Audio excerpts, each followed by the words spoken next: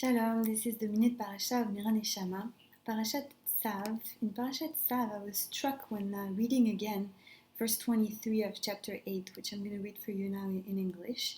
So it talks about the investiture of the Kohanim, Aaron and his sons, and for this Moshe takes a ram and he slaughters it. And so this is what the pasuk tells us.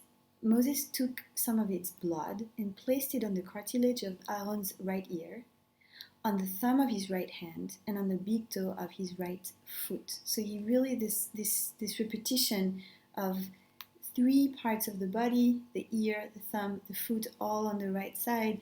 Uzen Aaron hayemanit, ve'al bohen yado hayemanit, ve'al bohen raglo hayemanit. This insistence on the right side, which we know is really central. It's like a very deep symbol in Judaism, the right side of the body. You know, if I forget you, Yerushalayim, may my right hand just forget. So this right side, which is really embodies the kind of like vital side of the body, because it's the side of action for most of us. But then these 3 points in the body, which, as some rabbis have noticed, are very, very symbolic. So Yosef Hertz, for instance, he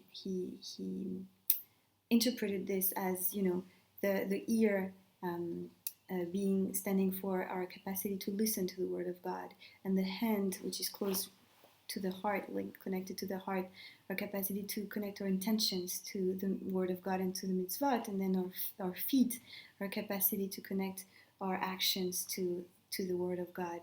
But I think there is something even deeper here, like a message that simply talks about the kind of like holistic side of Jewish spirituality, the holisticness, if you will, of Jewish spirituality, how much it takes us as a whole, that we shouldn't be just in our bodies, we shouldn't be just in our minds.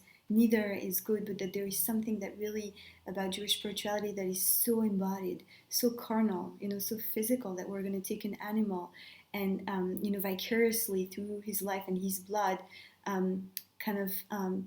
connect our own bodies to the divine, right?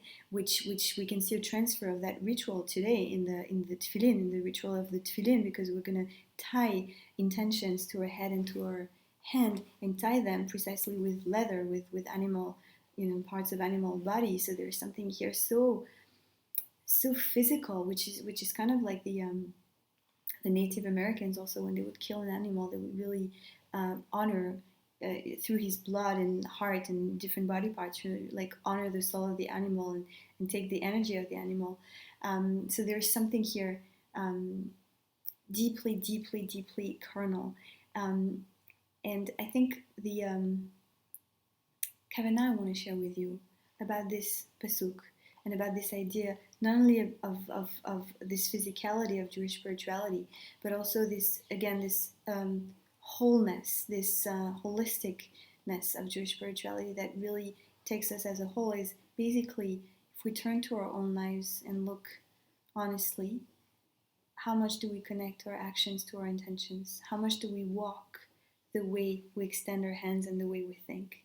How much is there coherence between these three parts of our beings? And it really reminds me of the Shema, as simple as this, like the prayer of Shema Israel, ואהבת את השם אלוקיך בכל לבביך ובכל נפשך ובכל מאודיך. You shall love Hashem your God with all your heart and all your soul and all your might, your power. And I guess that's the invitation, is to look deeply into ourselves and to kind of like ask again, is my might, are my actions, is my possibility of action connected to my soul, to my heart, to my intentions? This is the kavanah I wanted to share with you for this week. Parashat Tsav, Shabbat HaGadol, before Pesach. May we have a beautiful Shabbat, Shabbat Shalom. May we be healthy and happy, and Pesach Sameach.